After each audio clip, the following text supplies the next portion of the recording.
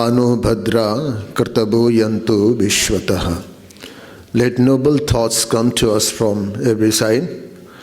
Welcome, dear audience, the very few in number, but heartiest welcome to you that you braved chilly, wintry weather to be with us on a great occasion.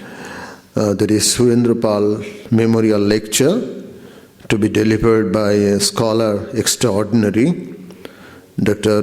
Manotosh Dasgupta, formerly Professor of Chemistry at Presidency College and writer of great eminence.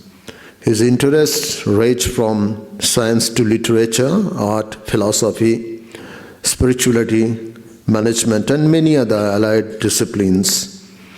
Our grateful thanks to Professor Dasgupta for accepting our invitation.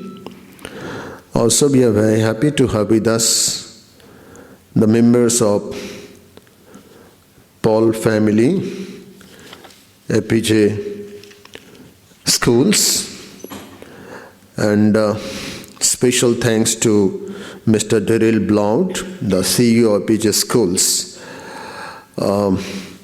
Let me now read a few lines from the life sketch of the great man of vision and mission, Surrendra Pal. Surrendra Pal, who came of a respectable Punjabi family, was born on December 28, 1935 in Jalandhar, Punjab. He passed the senior Cambridge examination from Vincent High School in Mussoorie, Uttarakhand. Later on, he moved to the Massachusetts Institute of Technology in the USA to acquire knowledge and training in engineering, technology, and management. In 1958, after completing his studies in MIT, Surrendra Pal joined the APJ Group's family business and by 1982 took over as chairman of the group. Surrendra Pal died in tragic circumstances in 1990, notwithstanding his deep and intense involvement in industrial and business activities. Surrendra Pal was very much keen on promotion of India's ancient values amidst the clashing ideologies of the age. In remembrance of his ideals and legacy, Surrendra Pal Chair of Indology has been created at the Institute to encourage young scholars to study different branches of Indology. May I now request Mr. Daryl Blount for introductory words and address of welcome.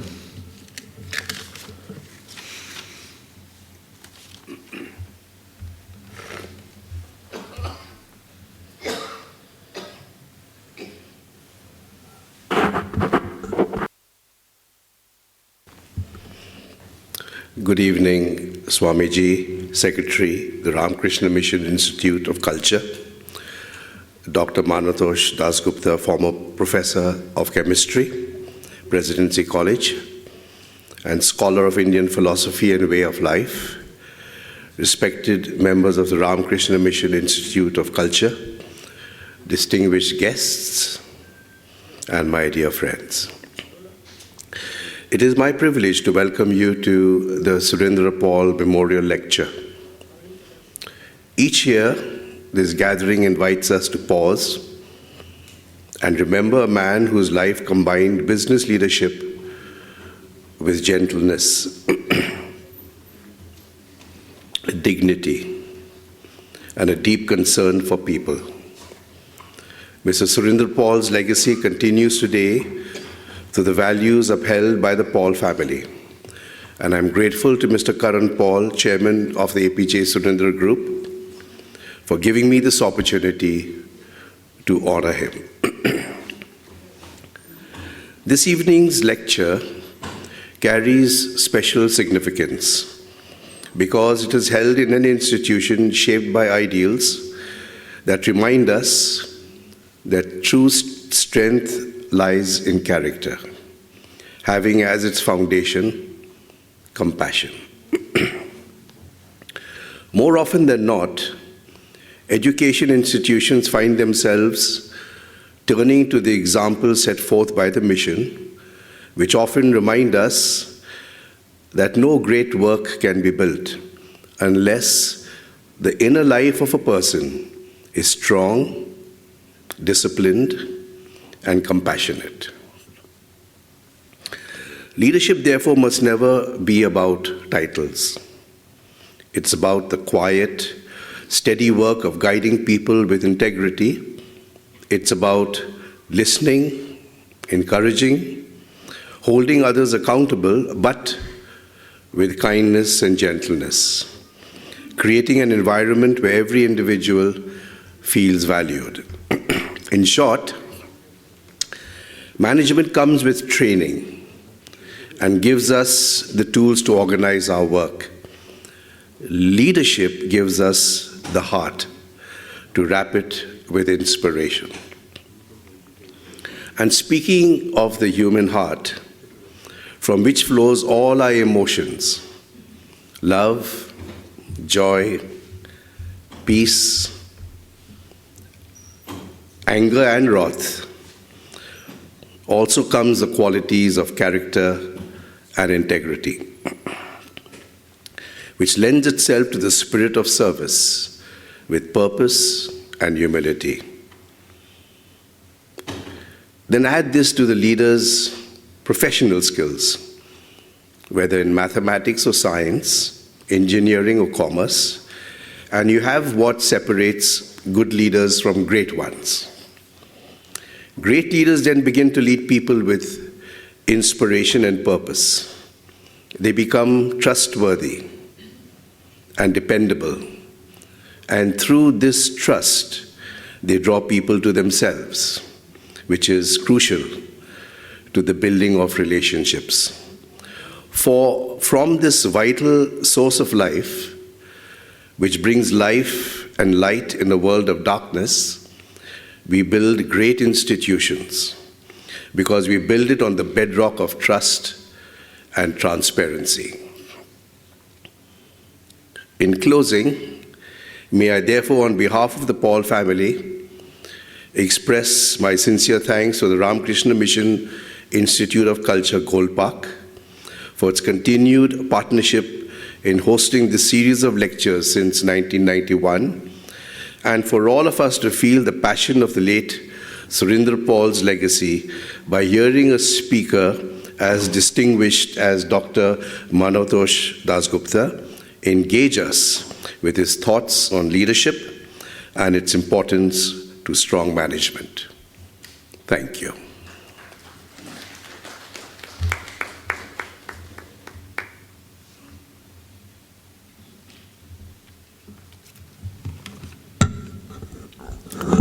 Now, what we are waiting for, a lecture, memorial lecture on leadership in management. The speaker needs no introduction to this audience, Dr. Manotosh Dasgupta.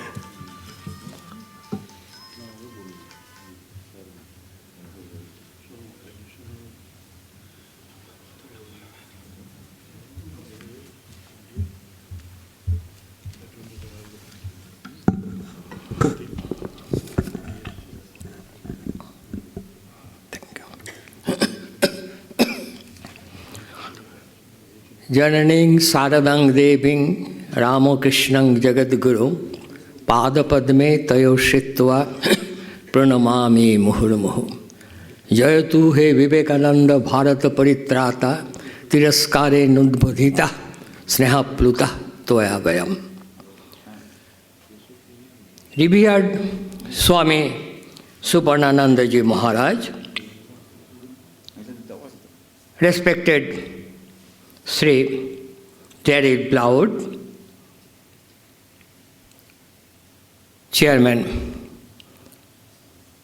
APJ Schools, and respected President of this session, respected and learned members of the audience.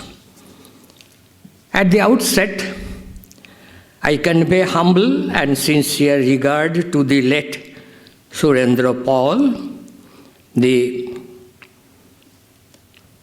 great soul after whom today's lecture program has been respectfully dedicated.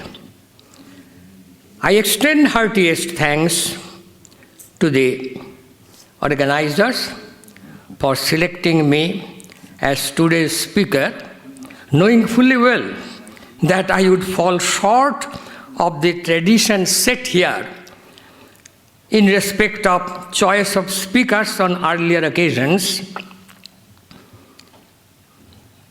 But I like to avail myself of this opportunity of standing on this noble and sacred days at the feet of Swami Vivekananda Ji Maharaj in front of learned and respected members of the audience as you, knowing fully well that my shortcomings would be excused by your noble selves.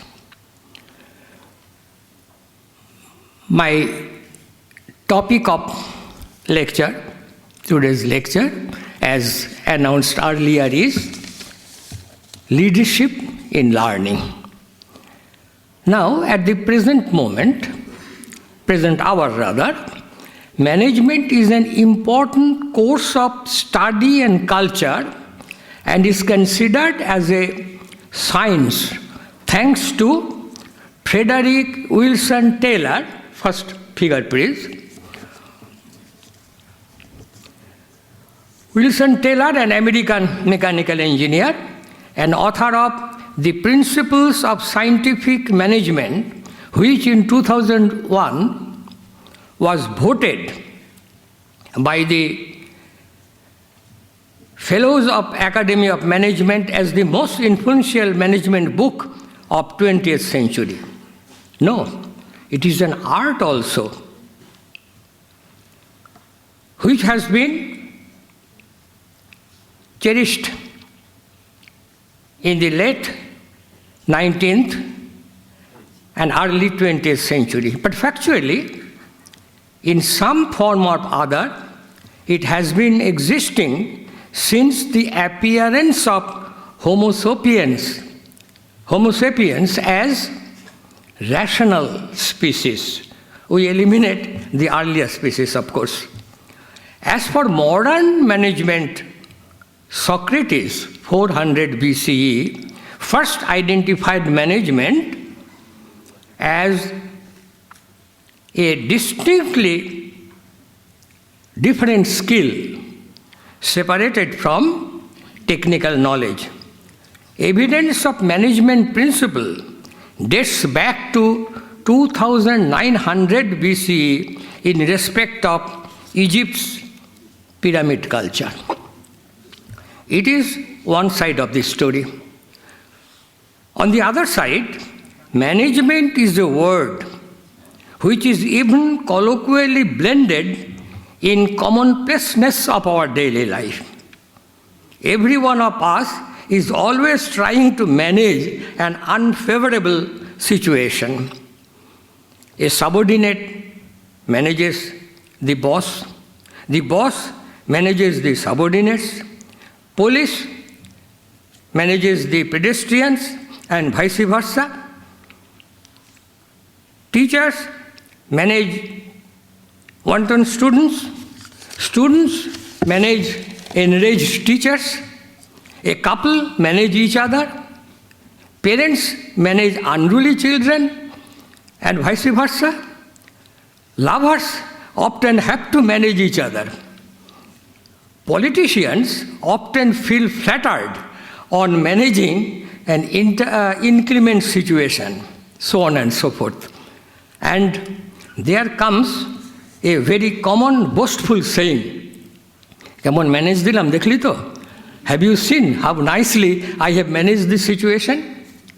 This very scenario gradually developed into a science, that is, a special branch of knowledge named management science. Different propounders in the field have given different definitions of this subject. We are citing a few. Henri Fayol, second portrait please, second figure please. Henri Fayol, honored as father of management, he is a French engineer, he says, to manage is to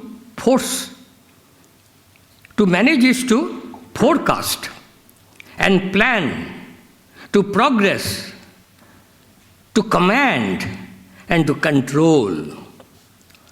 George Robert Tenry, the third figure please, he says, management is the distinct process consisting of planning, organizing, actuating, controlling, performed to determine and accomplish the objective by the use of human beings and other resources.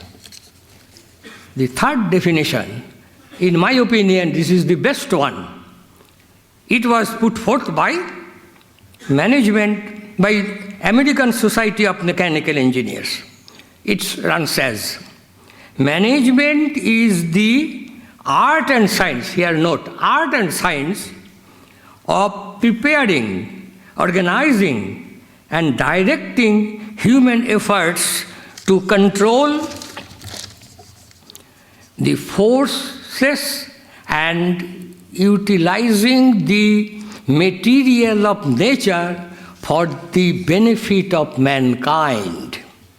Here, management has been associated with the benefit of mankind, but other definitions, they are associated with human groups or at best, human societies.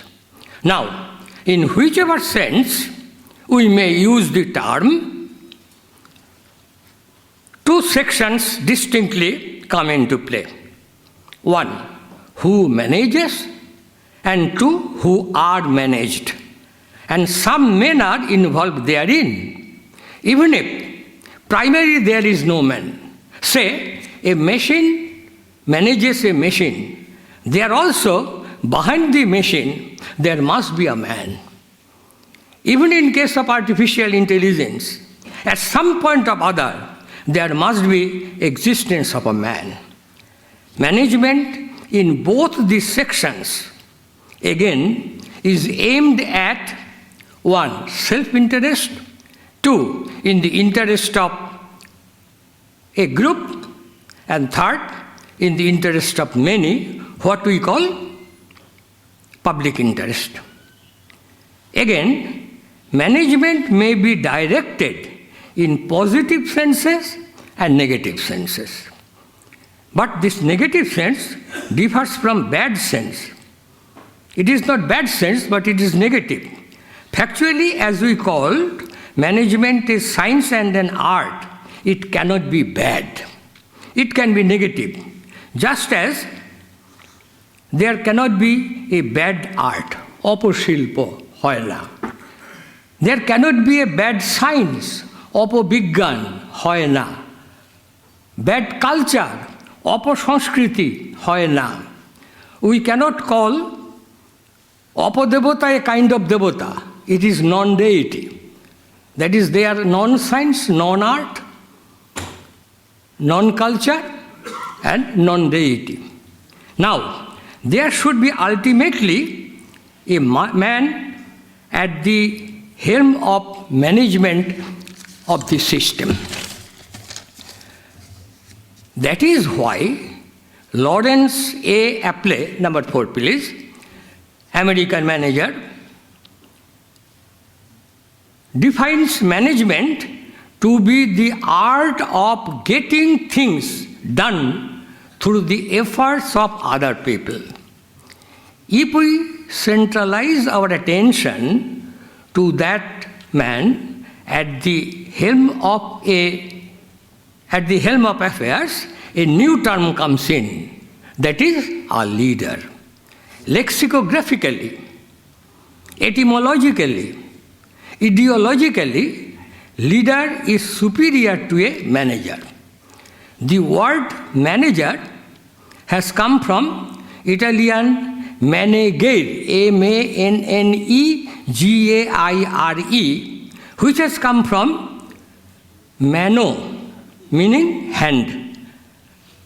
From Latin, manus, M-A-N-U-S. And as per the word lead, Middle English, leaden, L-E-D-E-N. From Old English, leaden, L-A-E-D-E-N. Akin to Old High German, Leiten, L-E-I-T-E-N, Leiten, meaning to lead. In Old English, Lithan, L-I-T-H-A-N, it means to go. The word leadership means, number one, art and science of leading, and two, qualities of leader. Elucidation of these senses demands another term, that is sphere. Qualities of a good leader partly depends on the sphere and partly it is independent, rather universal, that is independent of sphere of action and partly dependent also. Since our discussion is discussable subject is leadership in management, we would focus on generality. Number 5, please. Figure. James Carter, commonly called as Jimmy Carter, commonly named as Jimmy Carter, the 39th President of United States. He formulated participative leadership and gave some criteria. Number 1, flow of information would be both-sided. Right from planning to control, leader would consult with his followers and colleagues. Sometimes in discussion on ideas and recommendations, the leader would just play the part of an anchor. The leader would honor thoughts and ideas of his colleagues.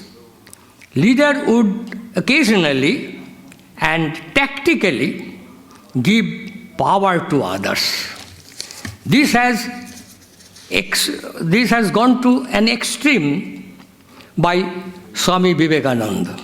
In his inimitably forcible language, he said, "Be the servant while leading. Be unselfish. Have infinite patience, and success is yours." Such recommendations of Carter are called features of democratic leadership. It is opposite to autocratic leadership, and the criteria of that is just opposite to those enumerated above.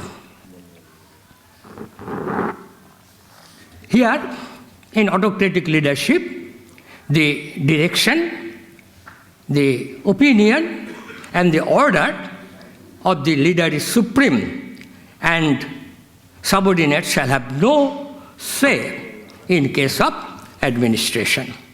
A question here may arise: do the general characteristics of leaders tally with those of a leader in the field of management? Generally, certainly so. General always embraces special in it. Few traits demand some elucidation. These general criteria are: awareness, 2, knowledge and education, personal prestige, patience, endurance, and broadness of mind. 5, enjoying complete acceptance by followers. 6, drive and initiative. 7, domination. 8, instructability. 9, courage. 10, flexibility. 11, charisma. Now this word, instructability, it demands elucidation. It is a unique characteristic and comprises a number of qualities, all of which may not be spelled out. A leader will not expose himself completely and would always keep something in his sleeve. A good leader will win complete faith and confidence of his followers, and at the same time keep them guessing. But this instructability will not rouse fear or dreadfulness. Factually, he would be like a king, as in Gurudev Rabindranath's Raja, the king of dark chamber, not like the king of Rakta Karabi, red oleanders.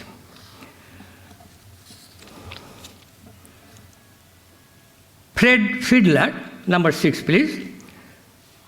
Fred Fiedler, he has called it social distance, but this terminology does not explain the true sense. Now charisma of a leader. A leader must be exemplary and ideal to his followers. A leader must, in all his works and dealings, set before the workers and subordinates, must draw praise and amazement. He should have a spotless character and career. Charisma is embedded in personality, and this is a pleasing personality, not a repelling one. Extracting from the discussion so far made, we may enumerate the functions of a leader. These are: 1. Coordinating; 2. Educating and updating; 3. Policy framing; 4. Expert advising; 5. Representing; 6. Controlling; 7. Setting examples and ideas; 7. Planning and setting program; 9. Symbolizing the group unity. It now perspires that a good leader should have definite qualities, and these again may be different depending on: 1. The nature of the group being led; the nature of location of the group; 3. Nature and circumstances of the group; 4. The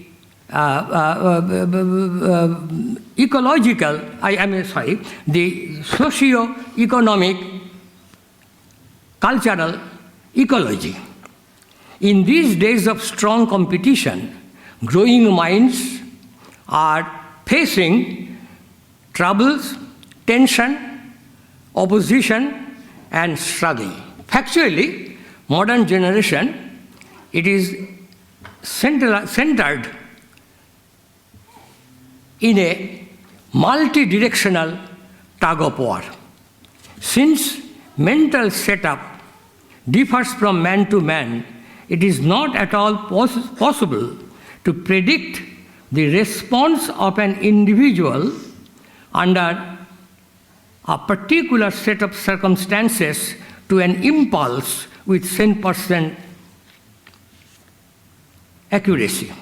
Here lies the weakness and brilliance of psychology as a science. In mathematics, a plus b whole square equal to a square plus 2ab plus b square, it always holds good. In chemistry, hydrogen on combustion with oxygen will give water, that is steam, it also holds good. But under certain circumstances, the response, the impulse, interaction, response sequence will vary from man to man. So leader must cope up with this situation, and the ability to do so depicts the merit of leadership. Psychologists hold that all mankind be divided into two groups, leader and followers. Some have the capacity to dominate and control. Other people, they are somewhat submissive. F.H. Alport, the seventh figure please. F.H. Alport, he is called father of experimental psychology. He used the term ascendant and submissive. In management, such characteristics may be observed in opposite class of followers. Thus, the sign of leadership may flash in the follower group. In attempting psychoanalytical interpretation of leadership, Sigmund Freud, number 8 please, Sigmund Freud, the Austrian neurologist and founder of psychoanalysis, he inferred that leadership is surrogate fatherhood. That is, a leader must behave with the followers just as a father or head of the family behaves with the members of the family. This observation reminds us of the common Bengali saying, Shashon kora tarei saje, sohag kore je. He has the power to to rule who can love. Factually, fatherly behavior of a leader can never remain unnoticed to the followers. We have earlier mentioned two types of leadership, democratic and autocratic. In 1958, Robert Tannebaum, Tannebaum, T-A-N-N-E-B-A-U-N, Tannebaum, number 9 please, and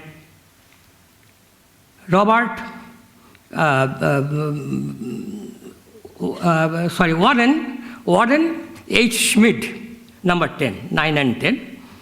Warren H. Schmidt, they published a paper, How to Choose a Leadership Pattern, in Harvard Business Review.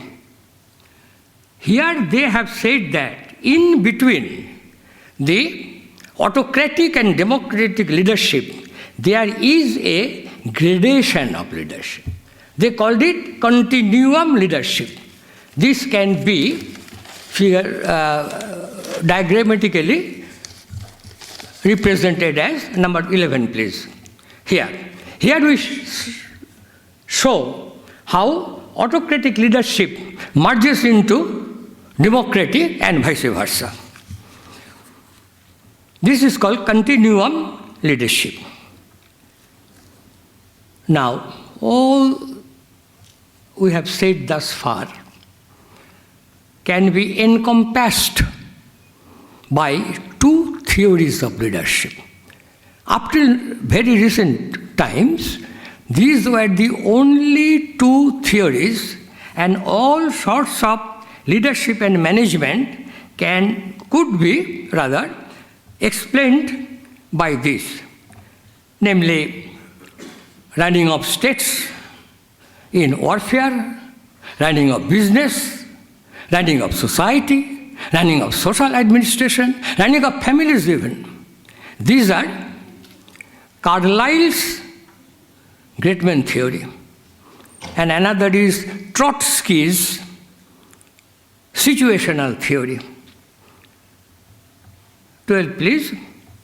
Carlyle is Thomas Carlyle, the Scottish essayist, historian, philosopher. He says that leaders, they are embodiment of dreams, ideals, and aspiration of a nation.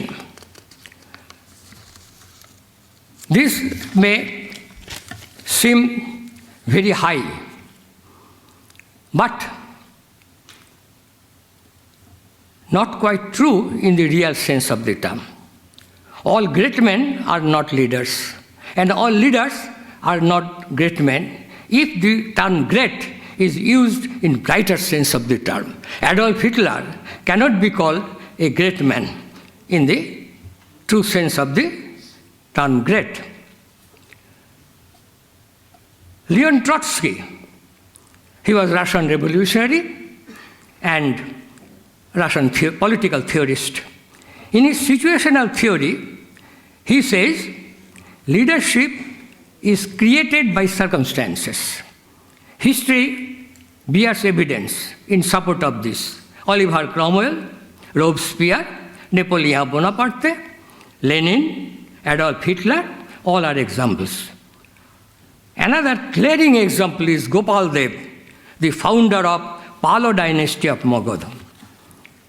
The third theory has been put forth very recently in 2019 in the journal Renova, the 5/1 issue, page 1 to 15, that was put forth by Dasgupta and his collaborators. Number 14, please. This is called equilibrium theory.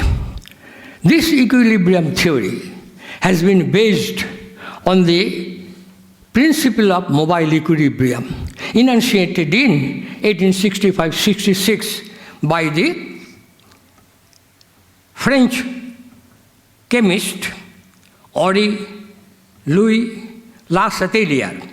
15, please. And Karl Ferdinand von Braun, the German physicist. They say, if there is a dynamic equilibrium and one factor of it changes or tends to change, the other factor or factors would change in such a way so as to nullify the change that has occurred.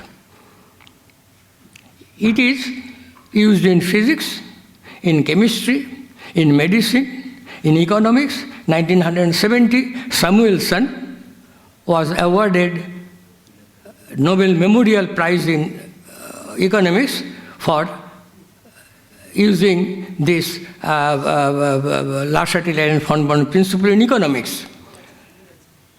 Researches in mathematics is going on with the principle, but it's universally applied significance of this principle in social sciences has not been explored. The Dasgupta and his collaborators are exploring this. The theory of equilibrium says that this social system, every social system, is dynamic system, as even and if at a point of it a factor changes or tends to change, the other factor must change so as to nullify the change that has occurred. I am citing two examples. In 1966 in Rajabazar Science College, an incident happened. Dangerously corrosive bromine got spread over the hand of a Group D staff. And it was very dangerous. কেননা bromine এইখানে যদি আমি ফেলি তাহলে গর্ত হয়ে নিচে পড়ে যাবে। So dangerous a chemical it is. The victim was crying. The scholars, the students, the workers, professors, they mustered strong, but they could not come to any solution. The professor of analytical chemistry, he prescribed application of benzene. Finding no other way, they were planning to take the victim to hospital. One remarked, can doctors would be able to find a solution of this dangerous situation? Do they know how to tackle the attack of bromine? At that time, a young researcher who happened to be a lecturer in a college, getting the sense of the thing, he rushed to the laboratory. He came back with a half bucket full of water and poured 200 grams of sodium thiosulfate, hypo, in it and asked the victim to immerse his hands there. And said, every half an hour you raise your hand and see whether there is an irritation. After 4 hours, the victim was relieved. The hand was completely brown. He said, oh, no worry, it will blacken, it will be peeled up, and you will be completely recovered. Second example, a big industry, medicinal industry, they used to manufacture sedative. Still they do so, sedative. All on a sudden they found the yield per batch fell down from 15 kg to few grams. Nobody could come to a solution. Nobody could sense the source of the defect. A young scientist, the chief chemist, who had some big foreign degrees, he suggested there must be control of temperature was not accurate. He tried to make the temperature very accurately settled. There was an explosion. A young scientist, a young chemist, he ran to a professor of chemistry in a reputed college. Stated the matter. Professor asked, what is the procedure?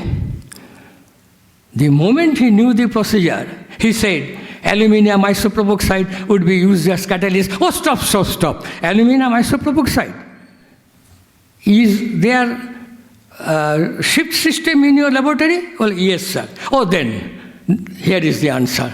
Go to the laboratory, see whether the worker of the earlier shift kept the bottle of aluminum isopropoxide loosely corked or uncorked. Aluminum isopropoxide is hygroscopic. It absorbed water and gone damaged. He came back, used a fresh bottle of aluminum isopropoxide, and again yield came to normalcy. This is equilibrium theory of leadership. How it differs from the other two. The equilibrium leadership, this equilibrium leader, if someone of higher status happened to appear the scene, the individual concerned would have ungrudgingly left position for him. Here nobody is eager to seize leadership under absolute control. Compare Trotsky's theory. But the individual concerned naturally earns and enjoys praise, confidence, and dependability by all in future. He has come to this scene because he had genius, which is partly inherent and partly earned and acquired. He does not like to control over the situation, but likes to serve the requirement. If some nobler man happened to come with the same know-how, he would step back and have worked under the guidance of that man. Compare Carlyle's theory. I would finish my lecture with an example from day-to-day family life. This family is the smallest unit of management, and it is universally accepted. নাও তার আগে কয়েকটা figure বোধহয় আপনারা দেখেননি। আসলে হচ্ছে কি, মানে বুড়ো মানুষ তো মানে দুটো কাজ একসাথে করতে পারি না। যেমন হারমোনিয়াম বাজানো, গান গাওয়া সুন্দর, দুটো একসাথে গায়, কিন্তু আমরা একই সঙ্গে ওটা দেখাবো এবং বলবো, এটা সম্ভব নয় বা পারি না। যাই হোক, এর আগে কয়েকটা ফিগার আমরা দেখাইনি, একটু দেখে নিতে পারেন। সেটা হচ্ছে এই যে আমাদের 15-এ ছিল, 14-এ ছিল আমাদের দাশগুপ্ত, তো দেখেছেন বোধহয়। 15-এ হচ্ছে লা সেটেলিয়ার, আর 16-এ হচ্ছে আমাদের কার্ল ফার্ডিনান্ড ফন ব্রাউন। আর 17 একদম শেষে কে আছে দেখলেই বুঝবেন, নাম বলতে হবে না। আমি একটা day to day family life একটা এক্সাম্পল দিচ্ছি, তাহলে বোঝা যাবে দিস ইকুইলিব্রিয়াম থিওরি কি। A couple had a daughter. The daughter, that is the girl, and her mother liked very much a neighboring young man who was a student of medicinal science, who was studying medicine rather. The mother liked to marry her daughter with that would-be doctor. But the father, he was adamant for being elevated in society in respect of caste. So he chose a bridegroom of the age of the girl's father. He didn't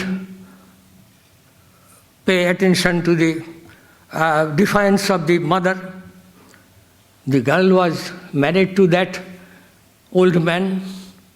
The girl went away after marriage and soon returned being a widow. The mother was very much depressed. He demanded to marry her again with that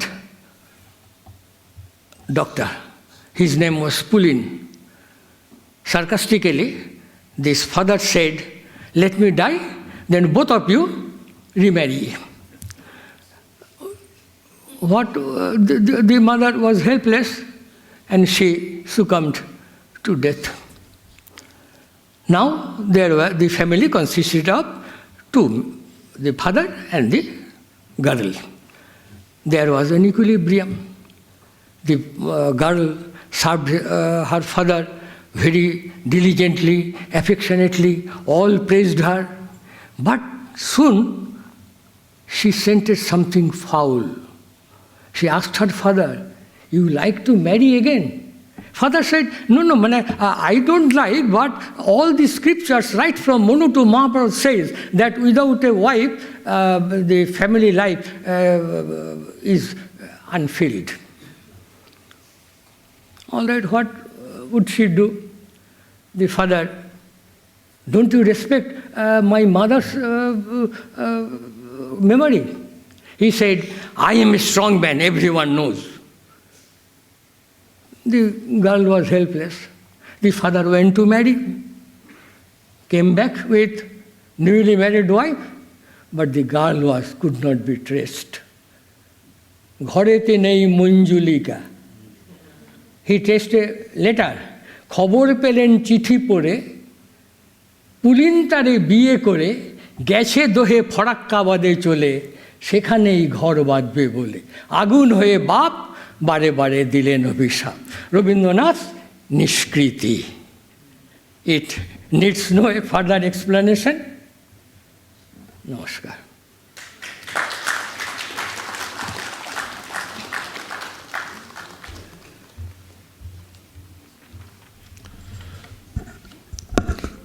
Our thanks to Professor Dasgupta. He started with the etymological meaning of the term management and its wide spectrums. And while he referred to great theories, he also mentioned leadership traits and managerial skills of Swami Vivekananda, and he also referred to one very interesting thing, that all successful leaders are not necessarily great leaders, and ultimately ended with the equilibrium theory of leadership, giving a perfect example from the workative life. Thank you, Professor Dasgupta. May I now request Swami Shupurnanandaji Maharaj, Secretary of Ramakrishna Mission Institute of Culture, to propose vote of thanks.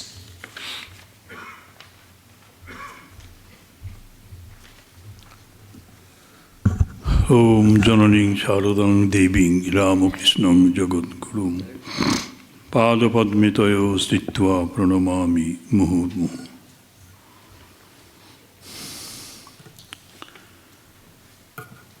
So my thanks are due to Mr. Karan Pal,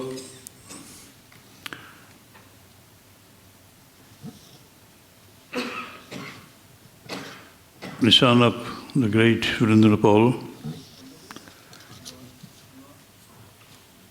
who we have expected to come, but I came to know that he has been otherwise engaged, not living in India right now. Anyway, I thank him for being involved personally in the Surrendra Paul Memorial Lecture being held today, this evening, and his association is felt because he sent a group of his own people from the house, APJ house, and especially I am thankful to Mr. Daryl Brown, the Chief Executive Officer, APJ Schools, for sharing our dais by offering the address of welcome and a little bit of introduction.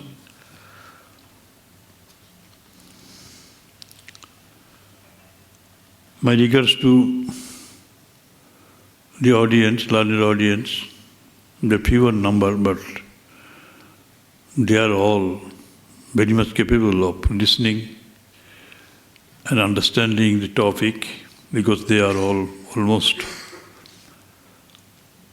in the midst of leadership. Either they are followers or leaders in their vocation. So you took positive interest in the lecture. And my greatest tribute to Dr. Manotosh Dasgupta. He is a man of chemistry, but he has interest, diverse interests. And you came to know what sort of a person he is. He is a little, I should say, a dictionary. I do not know any subject he does not have mastery over. And similarly, the leadership model, lecture on leadership, has some great elements in chemistry also that we came to know. And it remains unknown to the business world as yet. I think so. And all the business houses, they are using these chemicals, no doubt, but they do not know the perfect use of this and control, how to control it when situation goes out of their control.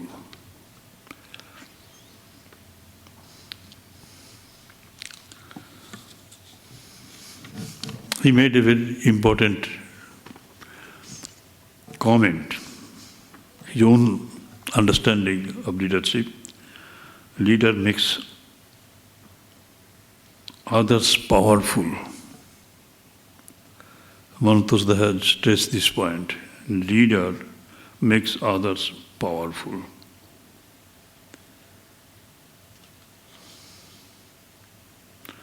And following that statement, I little bit qualify it. The good leader is one who creates more leaders than followers. And this we have seen in the person of Swami Lokeshwaranandaji. While he was at Narendrapur, he used to give immense freedom to the headmasters, to the principals, to the directors.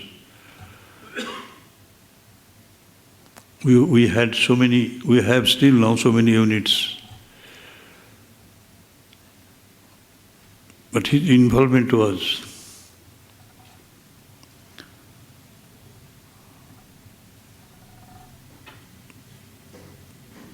such a beautiful one. We cannot imagine even when he left us and came to this institute, we felt the change. And people used to feel it very seriously by looking at Narendrapur. Narendrapur became so vast and efficient because Lokeshwarananda used to give enough freedom to the heads of the units, and he used to see to it that these unit heads, they would also give freedom to the people who follow, who are working.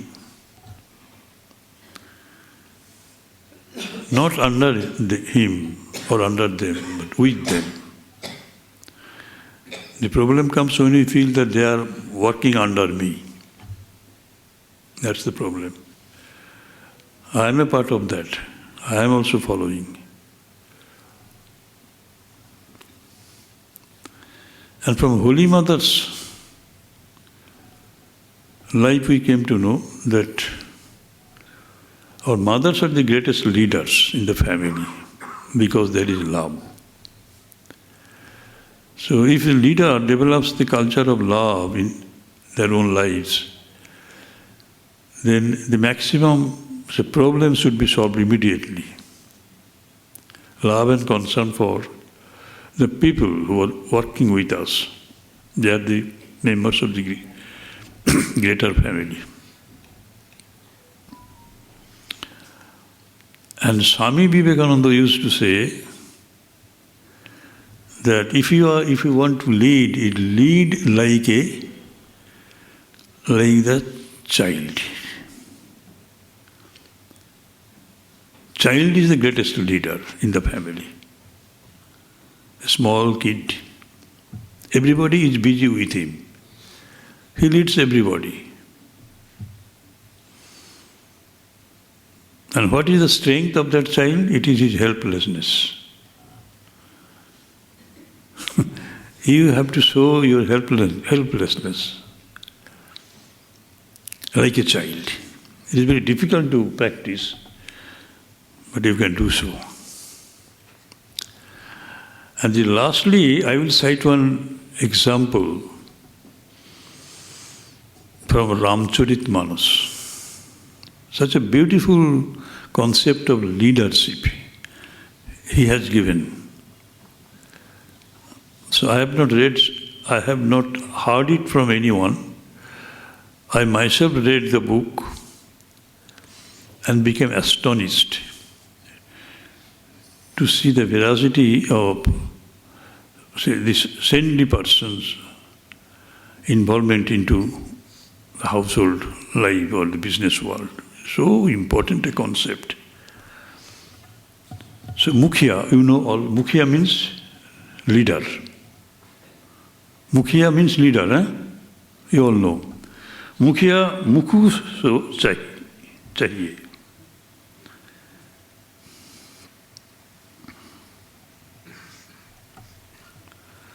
মুখিয়া যে নেতা সে মুখের মতো হবে। মুখিয়া মুখু so Chahiye. The leader would be like the mouth, because it is mouth that alone eats. Mukhya, the mouth alone eats. मुख से नीचे खाए। खान पान को हु एक। Everything he takes inside him. Everything he collects and put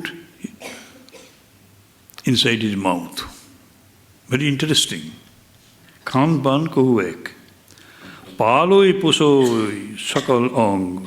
Tulsi soit vivek. But he takes food through his own mouth, on its own mouth, but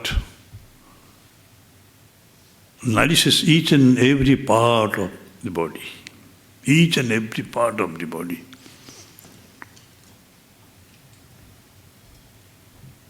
Even our hairs, and nails, everything. Every part with vichar. With vichar. So it vivek. So मुखिया मुखुसो चाहिए खान पान को who एक पालोय पोसोय सकल अंग तुलसी सहित विवेक।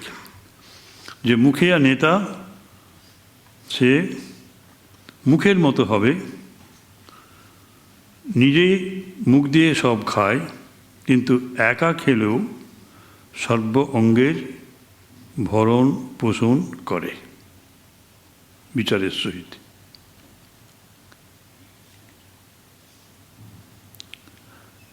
রামচরিত মানস page 555 Gorakhpur press থেকে যেটা বেরিয়েছে সেটা থেকে you can see it for yourselves. Very interesting. So this is the standard. I think this is the greatest standard of the leadership model. It came from no less a saint than Tulsidas himself. Anyway, once again I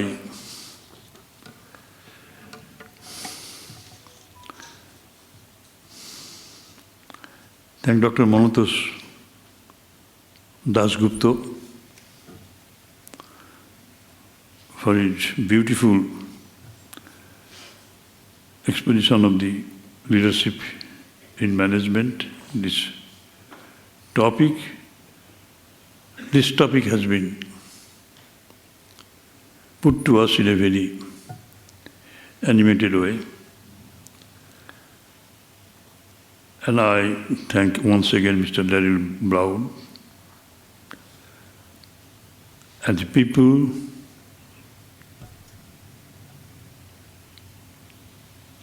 of the Epija House who are present in this hall to witness this program. And I thank, of course, nobody thinks to give thanks to the anchor, Sri Shakti Prasad Mishra. He is a very near and dear brother. For the first time, maybe I am thanking you. Thank you all. Namaste.